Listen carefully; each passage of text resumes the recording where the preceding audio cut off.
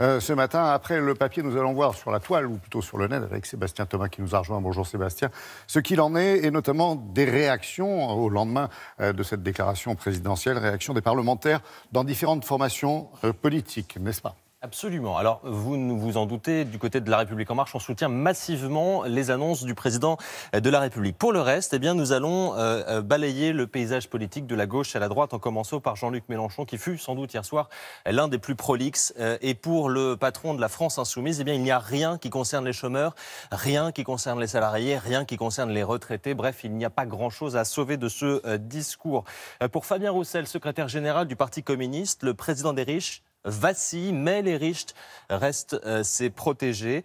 Du côté des socialistes, on évoque cette prise de conscience tardive. Quelques annonces positives pour les retraites, pour la prime d'activité, mais elles sont moindres que ce qu'auraient fait les socialistes au pouvoir. Le MoDem, en revanche, dans la majorité, eh bien, dit « Nous en serons aux côtés du président Emmanuel Macron après avoir qu'il a décrété l'urgence économique et sociale. » Quant à l'UDI, eh bien, c'est un oui si les mesures annoncées sont mises en œuvre. Nous serons là, faut-il lire. Constance Le Grip pour Les Républicains, que dit-elle? Heureusement qu'il y a les Républicains pour des propositions, puisque selon elle, eh bien, les annonces d'hier d'Emmanuel Macron trouvent leur source dans le programme de la formation de droite. Et puis on termine avec Marine Le Pen, qui évoque un président qui renonce à une partie de ses errements fiscaux. C'est tant mieux, souligne-t-elle, mais il refuse d'admettre que le modèle dont il est le champion est contesté.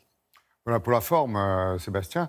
Pour le fond, pardon, il y a aussi la forme qui fait réagir. Je veux dire, là, on approche de l'humour et voire de réactions irrévérencieuses. Voilà, c'est le propre aussi des réseaux sociaux, c'est le propre aussi d'une démocratie que de pouvoir se moquer un peu de son président. Et ça, c'est l'affaire d'un humoriste, il s'appelle Guillaume Titus Carmel, et son habitude, c'est de faire des photomontages. Il mixe deux personnages.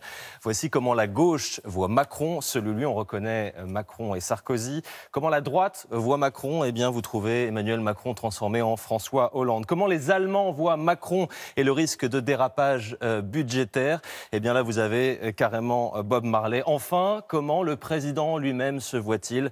Eh bien, en Père Noël. Tout est une question de point de vue. Voilà, il était Merci beaucoup, Sébastien Thomas, à 7h21.